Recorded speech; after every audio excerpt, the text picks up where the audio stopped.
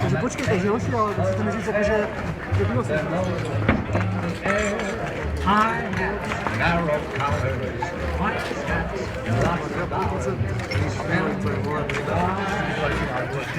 Tisícka je... To nikdy, že jste jde zlíží. 3,10. Ne, 3,90. Je to úplně všechno. Ale jako 2 euro, ne? Jo, kolik to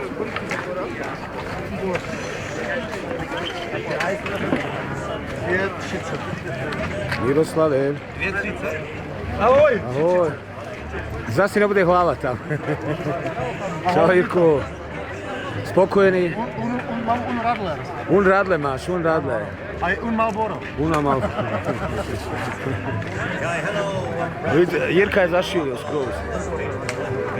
Super skijanje, fantazija, parada. Lijepo mi je, čao.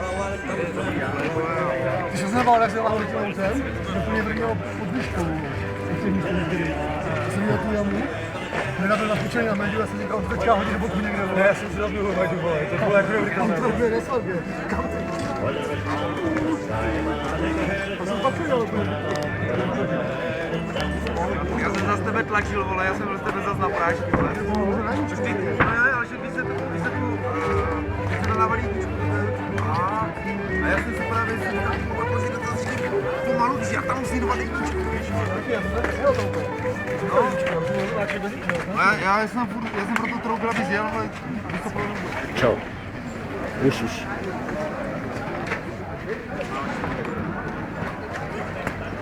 Jak je stará ta uktávka?